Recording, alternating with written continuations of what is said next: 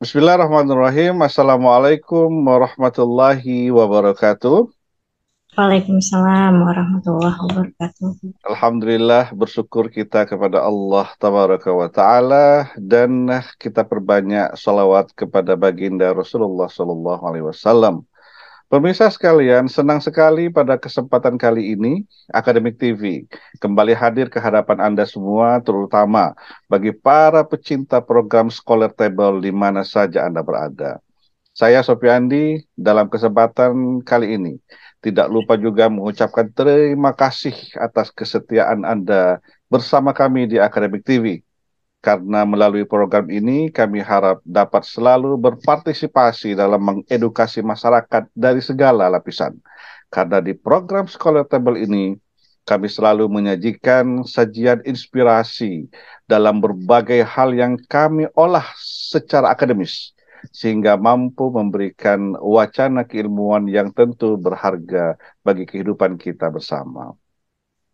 Pemirsa, tidak lupa juga saya pada kesempatan ini mengucapkan secara khusus atas nama Akademik TV, kebanggaan dan ucapan terima kasih kepada Fakultas Syariah dan Hukum Universitas Islam Negeri Sultan Syarif Kasim, Riau, atau biasa yang kita sebut dengan UIN Suska Riau Pekanbaru, yang berkat kerjasama yang telah terjalin antara Akademik TV dan UIN Suska, Fakultas Syariah dan Hukum, maka acara ini dapat Anda saksikan tidak hanya untuk kali ini, tapi insya Allah akan terus berkelanjutan selama Anda tentunya para pecinta Scholar Table selalu setia bersama kami.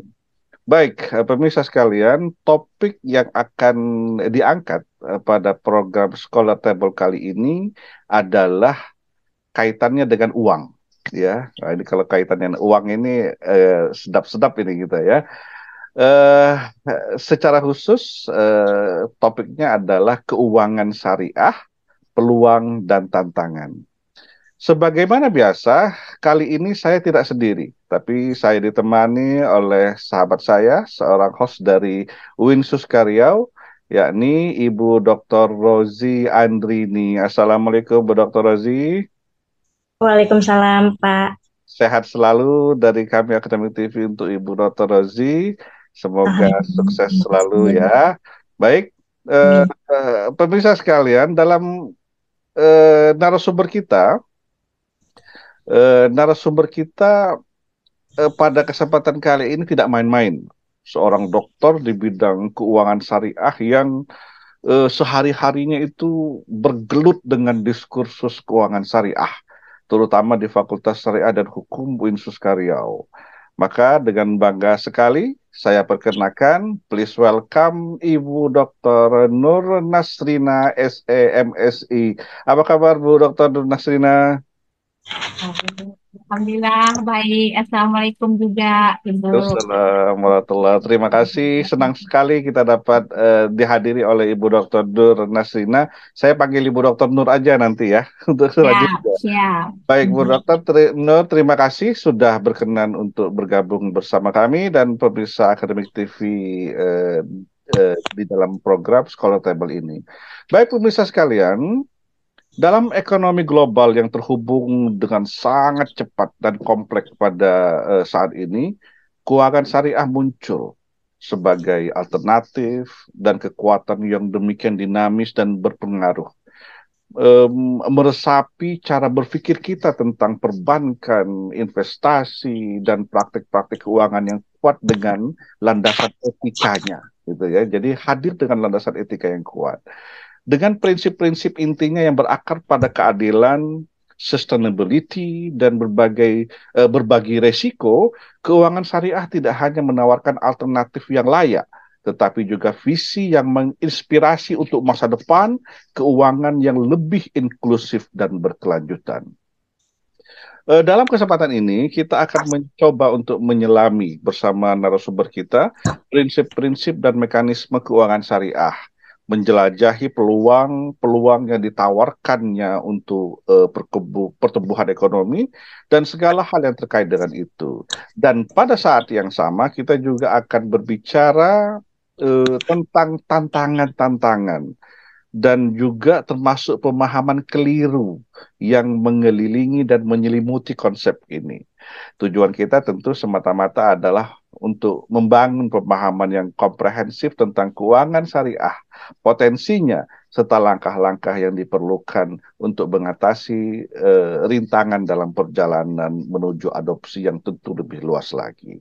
Baik, tanpa berbasa-basi, saya mungkin akan memulai, nanti akan dilanjutkan oleh Ibu Dr. Rozi bertanya kepada narasumber kita. Bu Dr. Nur, sebelum lebih jauh, mungkin saya yakin akan lebih bagus jika kita berbicara secara konsep dasarnya lah, ya. Lalu kemudian kita baru masuk ke diskusi yang lebih luas lagi.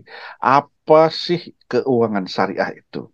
Dan apa sih keuangan syariah itu? Dan apa sih prinsip-prinsip dasar yang membedakan antara keuangan syariah dengan keuangan konvensional itu sesungguhnya? Silakan, Bu Dokter.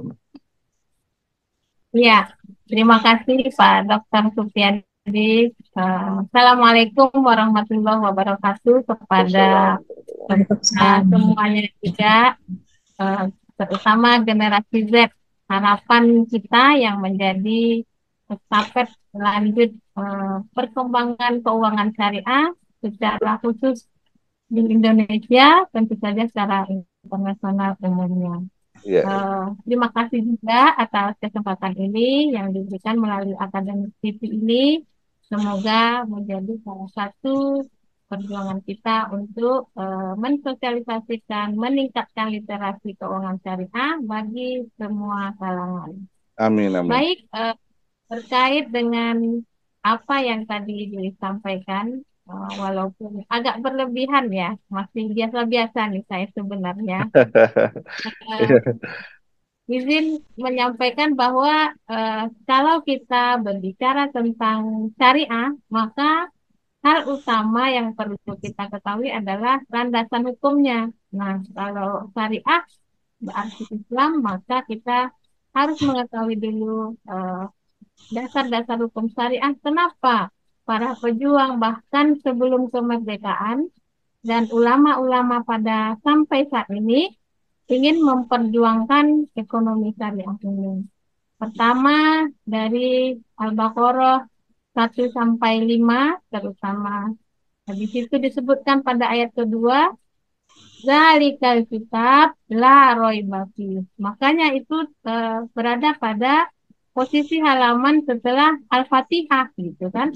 Karena di Al-Fatihah kan kita dengan berbagai pujian kemudian intinya memohon petunjuk gitu kan, ihdinas siratal mustaqim. Maka setelah itu eh, baru disebutkan bahwa tidak ada keraguan, la raiba fih, tidak ada keraguan pada Al-Qur'an. Nah, oleh karena itu sebagai umat muslim yang sebenarnya juga menjadi rahmatan lil alamin, kita harus meyakini menerima semua aturan-aturan syariah itu. Yang terdapat di dalam surat Al-Baqarah 275 yang ringkas yang mengatakan firman Allah, wa ahallallahu bai'a wa harrama riba. Allah menghalalkan jual beli dan mengharamkan riba. Dan banyak lagi di dalam surah Al-Baqarah ini penjelasan-penjelasannya sampai kepada Al-Baqarah 279. Barangkali kita tidak membahas tentang ribanya ya. Nah, Oke. ini pengantar saja bahwa kita harus secara kafah menerima ajaran Islam, termasuk meninggalkan transaksi keuangan yang mengandung unsur maisir, gharar, dan riba. Jadi konsep dasar transaksi keuangan syariah. Jadi di dalam Islam itu kita sangat seimbang atau kita kenal dengan tawazun. Jadi ada menerima, ada juga memberi. Begitu juga dalam transaksi. Ada transaksi tabaruk dan ada transaksi tijaroh. Nah, tabaruk ini adalah akad-akad transaksi kita dalam bermuamalah yang itu tidak orientasi bisnis, tetapi adalah unsur tolong-menolong. Nah, walaupun nanti ada beberapa akadnya yang digunakan dalam keuangan syariah, tapi tidak berbasis bisnis. Dia tolong menolong. Mhm. Nah, yang kedua, akad tijaroh. Nah, tijaroh ini memang eh, orientasinya bisnis, mengharapkan keuntungan, ada laba rugi dan risiko di sana. Nah, ketentuan antara tabaruk dengan tijaroh adalah transaksi tabaruk yang tolong menolong tidak boleh berubah menjadi tijaroh. Oke. Jadi apa saja akadnya nanti kita bahas. Dan yang kedua, kalau akad tijaroh, bisnis boleh berubah menjadi tijaroh. Apa Mhm. contohnya? Kalau misalnya kita berbisnis, bersirkah dengan saudara kita dalam sebuah bisnis, kemudian kawan kita ini mengalami kendala atau itu risiko bisnis. Ketika kondisinya memang sudah tidak mampu lagi membayar hutang, itu boleh dimaafkan. Itu yang namanya tijaroh menjadi tabaruk. Baru, oke. Tapi kalau misalnya hadiah yang ada di dalam akad tabaruk tidak boleh berubah menjadi bisnis. Yang Hmm. tadinya diberi untuk hadiah, kemudian tiba-tiba saya nggak jadi hadiahin, bayar dong. Nah, itu Ya, nggak ya, boleh ya. yang seperti itu. Oke, ini dulu yang harus dipahami tentang akad keuangan syariah. Oke, baik. Bu Dokter Ya, Rozi, silakan dilanjutkan. Baik Pak, terima kasih. Memang terkait dengan keuangan syariah di Indonesia ini menjadi hal yang selalu diperbincangkan, terutama karena mayoritas masyarakat di Indonesia itu adalah Muslim. Nah, namun memang masih kita temukan beberapa pandangan terkait bahwa eh, keuangan syariah itu dianggap sama dengan keuangan konvensional. Nah, Hmm. bagaimana menurut Ibu Dr. Nur Nasrina ketika kita menyikapi hal yang seperti ini? Betul, betul. iya. Terima kasih. Ini memang sering kita hadapi ya, Pak Dokter Sekian. Ya, ya. Bahwa syariah sama aja, ganti dengan jilbab aja, atau akadnya tambah bismillah aja gitu. Cuma Nah, modal assalamualaikum katanya. iya, belum tahu dia gitu kan. Iya, iya, iya. Belum tahu dia. Jadi sebenarnya ada banyak sekali perbedaan antara keuangan syariah ini dengan keuangan konvensional. Hmm. Dan ini bukan hal baru ini. Dari dulu zaman Rasulullah, ungkapan seperti ini juga sudah ada. Hmm. Seperti dalam Al-Baqarah 275 tadi, bahwa kalau bai'ah bisa riba. Kata orang-orang Yahudi dahulu, jual beli itu sama aja dengan riba katanya. Hmm. Hmm. Padahal Allah menghalalkan jual beli, mengharamkan riba. Nah, apa perbedaannya? Pertama dari aspek akadnya gitu. Jadi transaksi keuangan syariah ini mengutamakan kepada sektor real sehingga tidak terjadi namanya idle fund atau uang menganggur. Hmm. Hmm. Atau kalau dalam laporan keuangannya bubble ekonomi, Hmm. seperti menggelembung banyak tapi ternyata hanya Kosong. laporan keuangannya saja gitu. Jadi Iya, iya. karena ekonomi syariah ini akadnya itu mengutamakan kepada sektor real. Oke. Nah, dalam akadnya ini itu juga memiliki perbedaan. Kita contohkan untuk kredit pada bank konvensional dan murabahah pada Hmm. lembaga keuangan syariah. Jadi Hmm.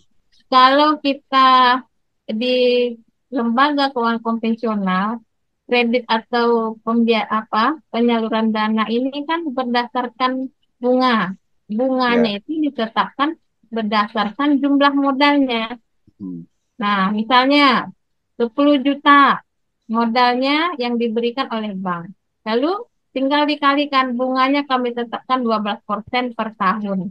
Hmm. Nah, maka itu tinggal dikalikan 10 juta kali 12%, mau dia eh, kondisinya untuk yang halal, untuk yang haram, it's okay asal dia punya kemampuan untuk mengembalikan dana, Hmm. maka itu dicairkan saja. Ya. Tapi kalau pada bank syariah tentu tidak tujuan pembiayaan ini untuk apa. Nah ini kadang yang membuat sebagian orang juga kecewa nih dengan bank syariah. nanya aja, suka-suka Hmm. gue dong mau minjam itu apa. Iya, iya, Kalau iya. Islam karena mengutamakan sektor real tidak diterima gitu. Harus jelas untuk yang halal, tidak ada horor di situ. Hmm. Kemudian yang menganggap sama itu adalah pada aspek pembayaran, karena memang eh, modalnya itu sama dicicil dikembalikannya, gitu kan. Kemudian pada bank konvensional uangnya dicicil, pada bank syariah uang dicicil. Sebagai nasabah melupakan akadnya Hmm. bahwa kalau konvensional itu yang dicicil pengembalian modalnya tadi, sedangkan pada bank syariah itu yang dicicil pengembalian pembelian produknya itu. Gitu. Hmm. Nah, kemudian ada juga yang membuat orang menyamakan pada pelunasan. Nah, pelunasan kok konvensional ada diskonnya, syariah tidak ada diskonnya. Hmm. Kayaknya lebih lebih ramah atau lebih bersahabat konvensional. Nah, ini Hmm. ada yang keliru sebenarnya. Hmm. Kelirunya di mana?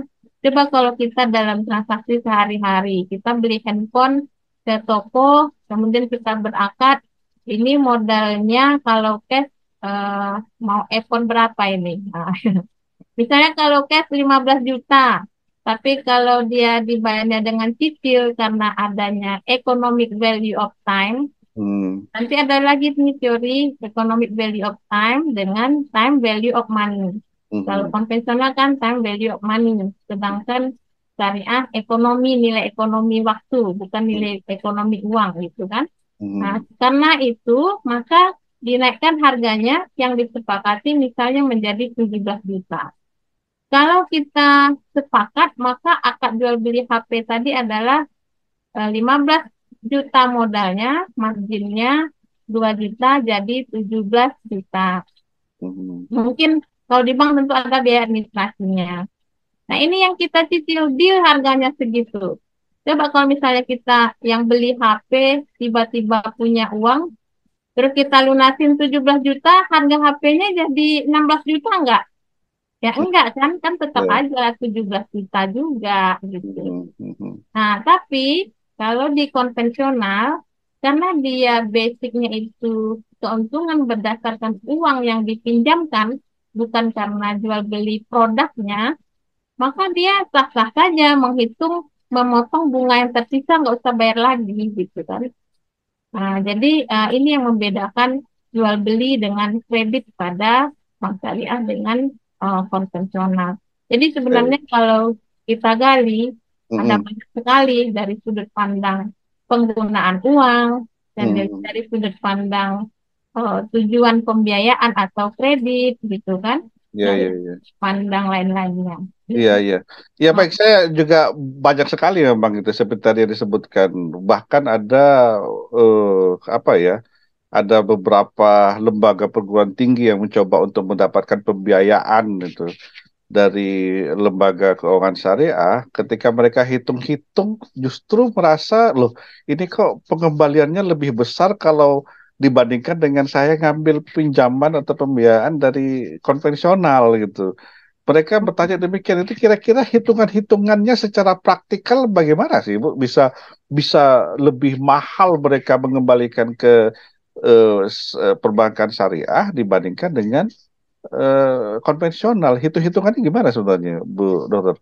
iya, Hmm. ya, ini memang juga salah satu unsur penting pertimbangan nasabah dalam memilih lembaga untuk Hmm. kredit atau pembiayaan. Dan itu Iya. juga menentukan.